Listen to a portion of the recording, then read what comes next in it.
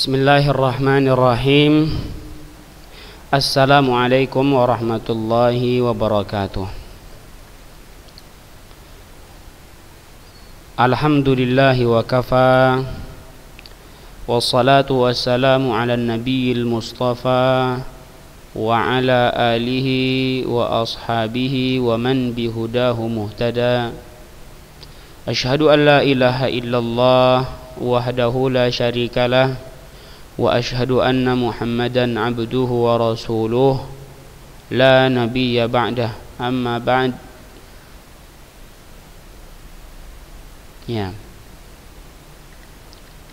alhamdulillah, segala puji dan syukur milik Allah subhanahu wa ta'ala. Kita berikan kepada Allah subhanahu wa ta'ala atas begitu banyak nikmat, begitu banyak karunia Allah serta anugerahnya kepada kita, ya, terkhusus di bulan yang suci ini, bulan Ramadan. Begitu banyak keberkahan, begitu banyak ampunan Allah subhanahu wa ta'ala. Maka jangan pernah kita sia-siakan, maka jangan pernah kita bersyukur kepada Allah, jangan pernah kita lupa bersyukur kepada Allah subhanahu wa ta'ala atas nikmat-nikmat tersebut. Jangan pernah kita sia-siakan nikmat-nikmat tersebut, ya.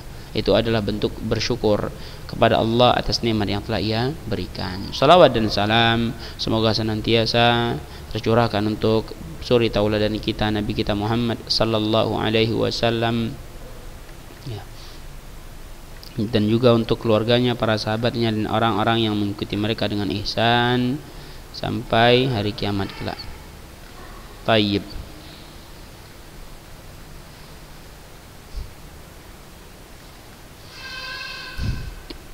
Kita masuk sekarang, pembahasan kita ini adalah pembahasan, ya, sudah masuk, ya, ke masanya para a'immatul mujtahidin. A'immatul mujtahidin tentang perkembangan fikih, ya.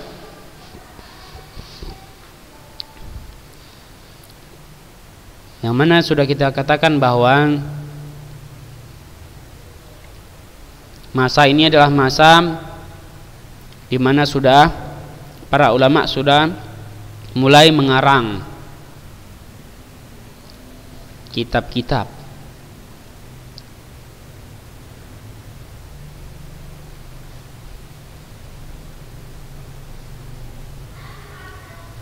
Di antaranya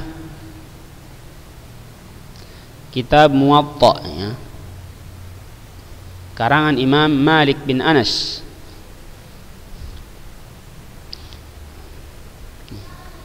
Karangan Imam Malik bin Anas yang kita kenal dengan Imam Malik.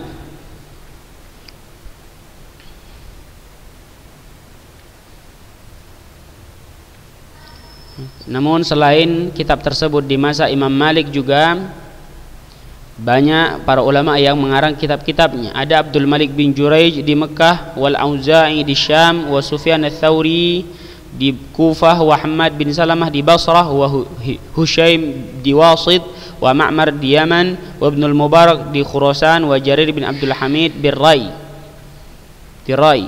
Waqad akhraja Tirmidzi fi jami'ihi ma nassahu lianna su'ilna an hadha falam naf'alhu zamanan summa fa'alnahu lima rajawna fihi min manfa'atin nas. Imam Tirmidzi menuliskan di dalam kitabnya, tatkala diminta oleh para orang masyarakat, para penuntut ilmu untuk mengarang kitab, menulis kitab, ya, tapi tidak kami lakukan dahulu. Kemudian kami lakukan karena kami melihat adanya manfaat untuk manusia.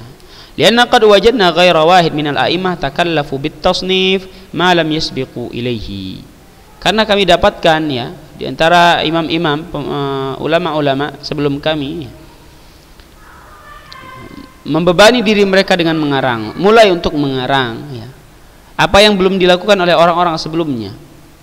Di antaranya Hisham bin Hassan, wa Abdul Malik bin Abdul Aziz bin Juraij, wa Sa'id bin Abi Arubah, wa Malik bin Anas, wa Hammad bin Salamah, wa Abdullah ibn al-Mubarak, wa Yahya bin Zakaria bin Abi Zaidah, wa Waki' bin al-Jarrah, wa Abdurrahman bin Mahdi, wa ghairuhum min ahli al-ilmi wal fadli sannafu faja'ala Allah fi dhalika manfa'atan katsira.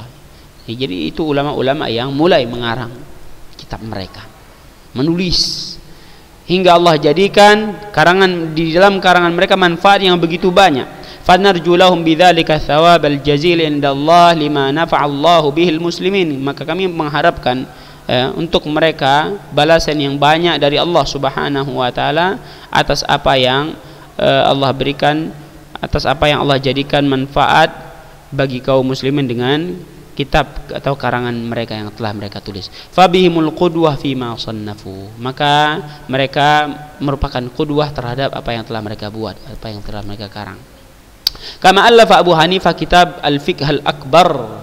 Al-Fiqh Al-Akbar. Sebagaimana ya Abu Hanifah juga mengarang kitab yang dinamakan dengan Al-Fiqh Al-Akbar, wa huwa kitabun azim, yang mana ini kitab yang sangat besar yang mencakup situna alfi mas'alatin, yang mencakup 60.000 masalah, bahkan dikatakan lebih.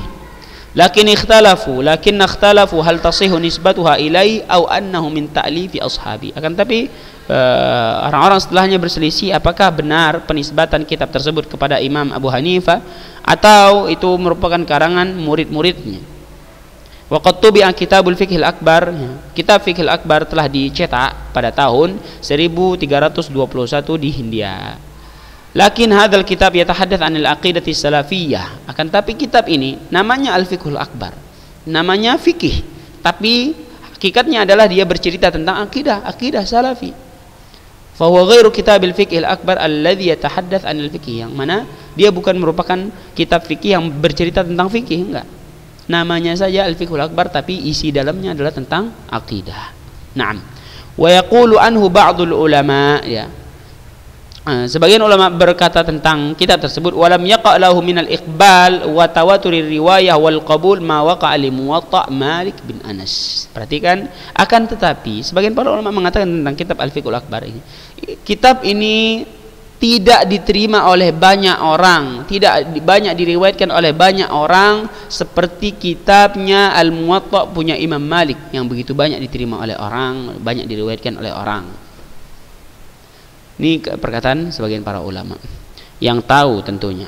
Kama fassala al-hadits anit tafsir wal fiqh fi at-ta'lif kama fi sahih al-Bukhari wa Muslim wa kutubus sunan wa buwibat ala abwabil fiqh. Sebagaimana pula ada karangan yang memisahkan antara ilmu hadis dengan tafsir dan fikih menjadi karangan tersendiri.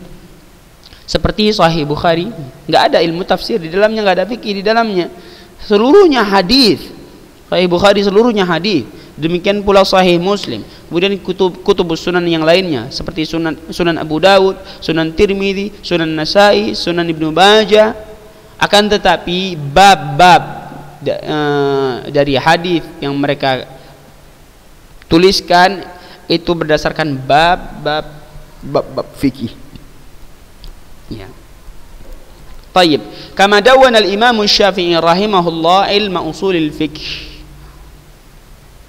Sebagaimana pula Imam Syafi'i rahimahullah taala mulai mengarang kitab ilmu usul fikih, farasama manahijal istinbat. Kemudian dia gambarkan metode istinbat, mengambil kesimpulan. Wa bayyana yanabi'al fiqhi wa waddaha ma'alimahu. Kemudian dia jelaskan mata air fikih. Maksudnya apa? Sumber mata air fikih itu bagaimana biar kita bisa dapatkan ilmu fikih tersebut. Wa waddaha ma'alimahu. Dia jelaskan juga bagaimana cara mempelajari ilmu fikih. Bagaimana bisa mendapatkan ilmu fikih. Naam, wal Imam Syafi'i huwa awwalu man dawwana ilma usulil fiqh. Dan Imam Syafi'i dialah orang yang pertama mengarang kitab ilmu usul fikih. Walaysa ma'na hadza anna ma qabla tadwini Syafi'i lam yakun usul fikhin yu'mal biha. Bukan maknanya sebelum karangan Imam Syafi'i ini usul fikih tidak ada dijalankan oleh orang. Enggak, bukan seperti itu. Usul fikih itu sudah ada. Sudah ibaratnya sudah mendarah daging. Sudah mereka faham. TST, tahu sama tahu mereka. Sudah tercetak di dalam jati diri para ulama ilmu usul fikih tersebut, tapi tidak ada karangan kitab yang sebagai pedoman khususnya untuk orang-orang setelah mereka. Makanya yang awal Orang yang pertama yang mengarang kitab usul fikih adalah Imam Syafi'i. Itu yang harus tahu. Bal kana usulul fikih mawjudan mundu ahdi tasyri'in nabawi. Bahkan ilmu usul fikih ini sudah ada sejak masa pensyariatan agama ini, yaitu masa Nabi alaihi salatu wassalam. Idh kana sahabah yafhamuna dalalatan nusus. Yang mana para sahabat mereka memahami dalalatan nusus. Maksud dalalatan nusus apa? Apa yang ditujukan oleh nas-nas tersebut. Jika dia berbentuk perintah untuk apa, berbentuk larangan untuk apa. Ini dipahami oleh para sahabat. Wa annal amra lil wujub, bahwasanya perintah itu menunjukkan wajib, wan nahya lit tahrim, larangan untuk ditujukan untuk haram. Wa annal mutaakhir yansakhul mutaqaddim, bahwasanya yang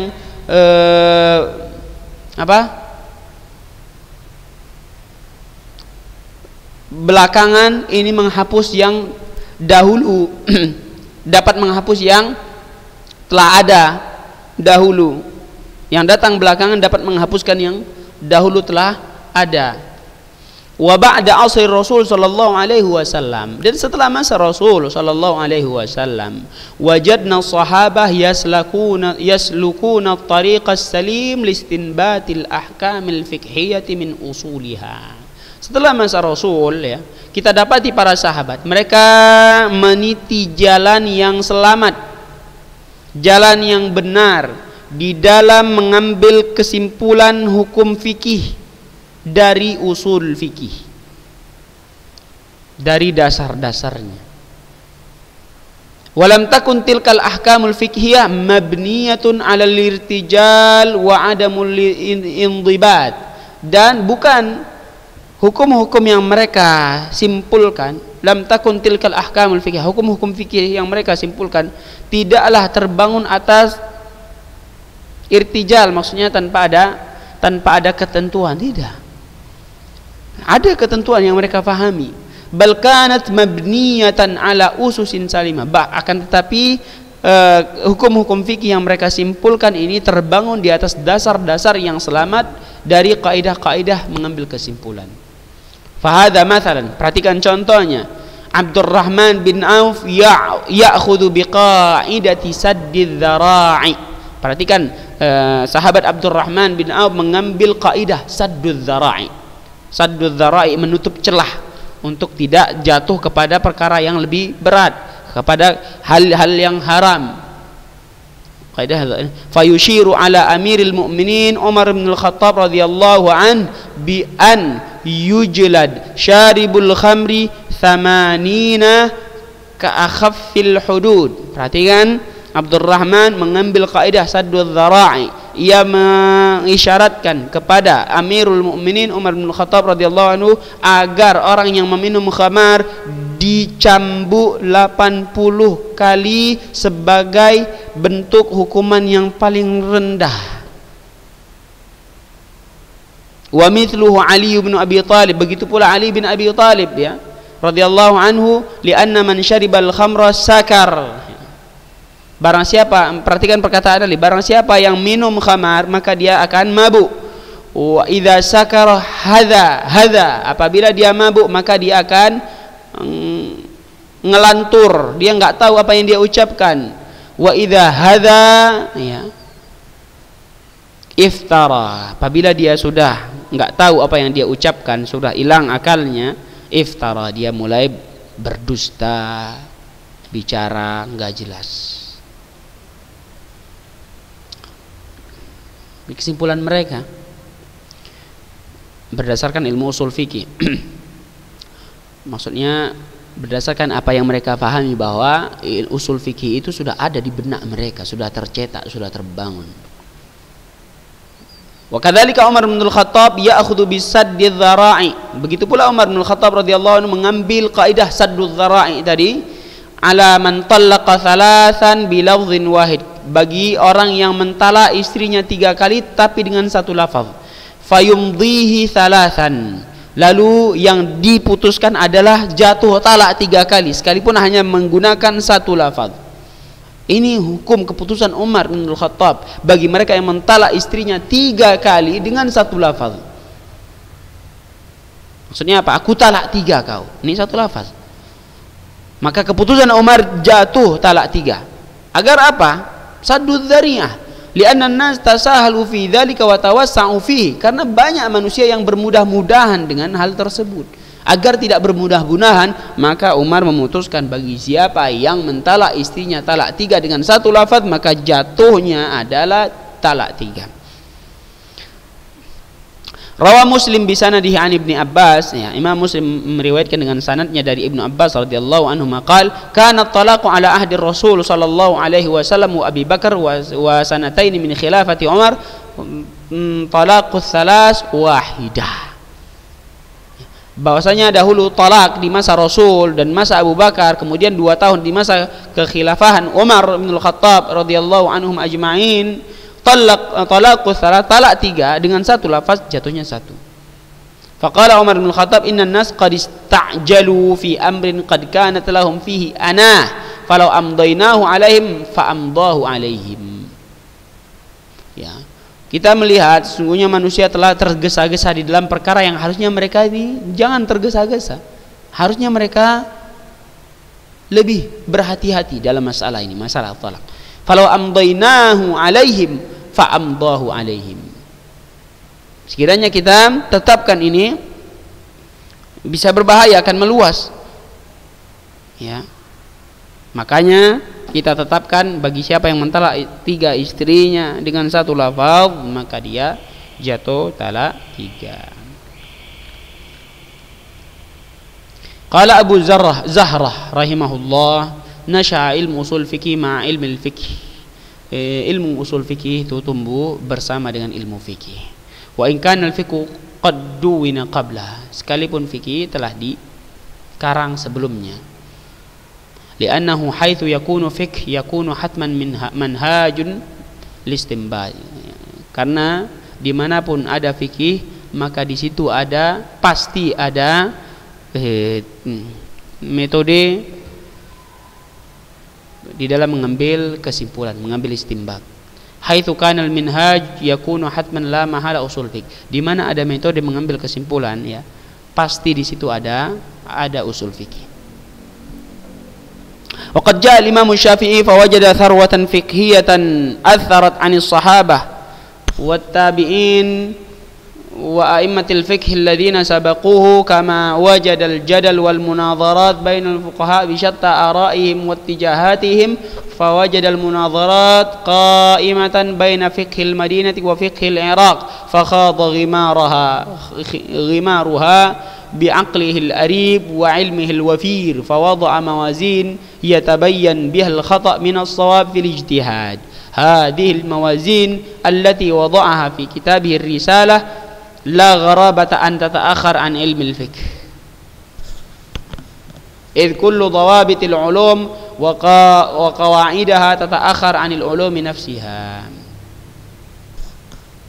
فإنه مثلا متأخر عن النطق باللغة العربية، والشعراء كانوا يقولون الشعر موزونا مقفا قبل أن يضع الخليل بن أحمد قواعده في علم العروض، والناس يتجادلون ويتناقشون ويفكرون قبل أن يدون علم المنطق. Perhatikan.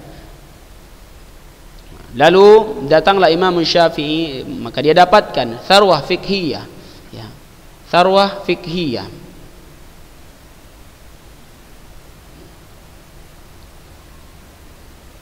Dia dapatkan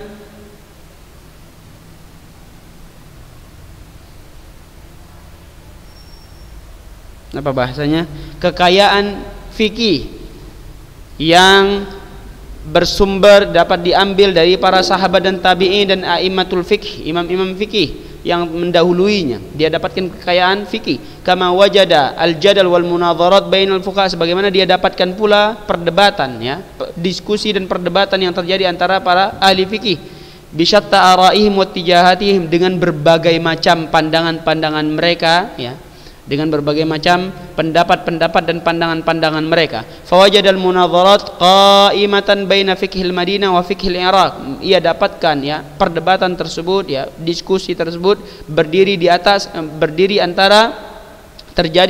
di antara fikihnya Madinah dan fikihnya ahli Iraq. Fakhadha ghimaruha bi'aqlihil arib wa ilmihil wafir. Lalu dia masuk ke dalamnya, menyelami hal tersebut ya, dengan akalnya yang pintar, ilmunya yang banyak. Fawadha'a mawazin yatabayyan bihal khata' min as-shawab fil ijtihad. Dia letakkan timbangan-timbangan yang dapat menjelaskan yang salah dari yang benar dari ijtihad mereka. Wa hadhil mawazin, ya timbangan-timbangan ini ya, yang ia letakkan di dalam kitabnya bernama Ar-Risalah. Maka tidak heran lagi jika ilmu usul fikih ini lebih terlambat dari ilmu fikih. Tidak heran. Kenapa? Karena banyak ketentuan kaidah-kaidah ilmu ini terlambat dari ilmu itu sendiri. Banyak. Contohnya ilmu nahu. Ilmu nahu datang terlambat dari mana bahwasanya orang-orang sudah berbicara menggunakan bahasa Arab, barulah muncul ilmu nahu. Jadi terlambat.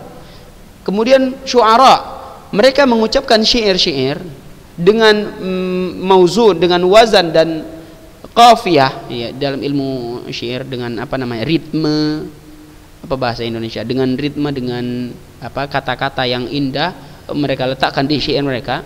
Itu mereka sudah mengucapkan itu sebelum adanya kitab yang dikarang oleh Al-Khalil bin Ahmad yang diletakkannya dalam ilmu arud. Itu sudah ada, mereka sudah bisa mengucapkannya. Jadi wajar ilmu itu terlambat, sebagaimana ilmu usul fikih lebih lambat daripada ilmu fikih, itu wajar.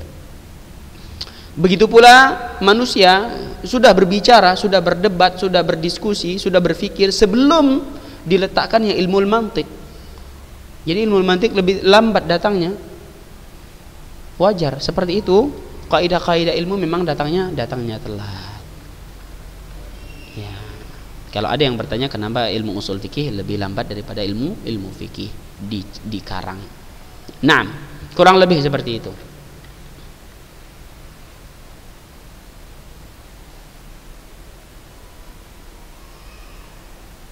Apa qarid? Ini sudah.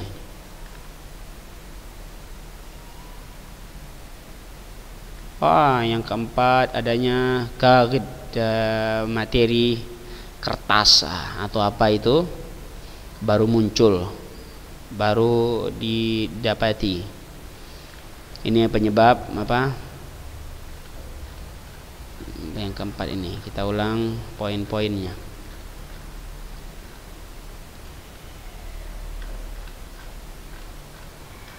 Saat agak lupa, sebab fikih itu berkembang ya, itu salah satunya. Yang pertama karena ya perhatian Khalifah Abbasi dengan fikih dan ahli fikih itu jelas mempengaruhi perkembangan fikih, tentunya sangat besar. Suyu'ul jadal wal munadhar bainal ulama, ya tersebarnya perdebatan diskusi antara para ulama di masjid-masjid dan halaqah-halaqah ini juga menjadikan fikih itu banyak dikenal, banyak diketahui orang. Yang ketiga, zuhuru harakatit tadwin, mulainya muncul pergerakan-pergerakan percetakan untuk ilmu-ilmu yang ada, ilmu tafsir, sunnah, fikih dan lain-lainnya. Yang keempat, munculnya materi qaridnya, materi yang dapat ditulis di atasnya itu kertas, yang dapat mempengaruhi ilmu-ilmu Islam secara keseluruhan, dan fikih secara khusus. Ini sudah kita bahas kemarin.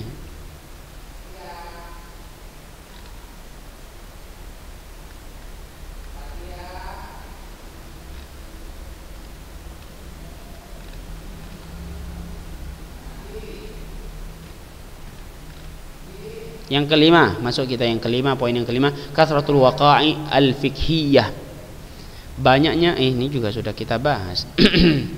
Banyaknya ya masalah-masalah fikih yang terjadi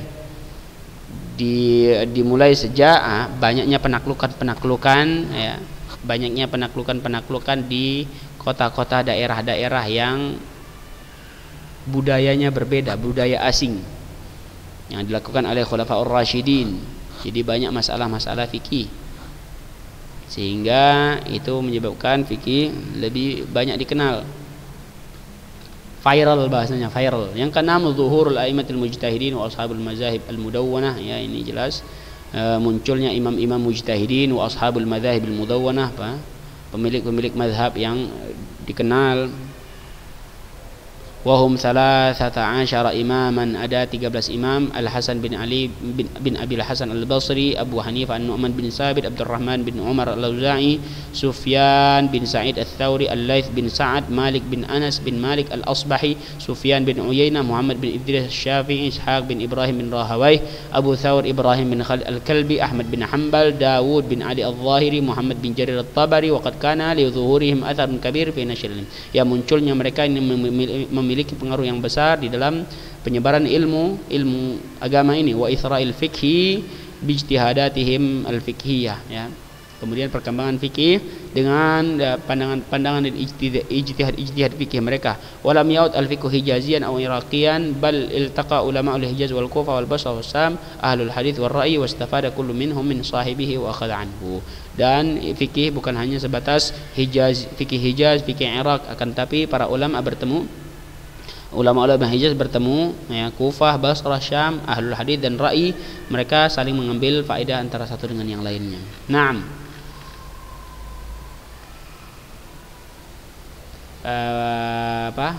Perkenalan tentang al-a'immatul mujtahidin. Pembahasan yang kedua tentang perkenalan dari al-a'immatul mujtahidin al-mudawwanah madzahibuhum. Ini yang harus kita bahas. Mungkin cukup sampai di sini. Kalau memang tadi sudah kita bahas di pertemuan sebelumnya, enggak masalah, jadikan itu sebagai murojaah untuk kita semua. Ya. Kita cukupkan sampai di sini. Subhanakallahumma wa bihamdika asyhadu an la ilaha illa anta astaghfiruka wa atubu ilaik. Wassalamualaikum warahmatullahi wabarakatuh.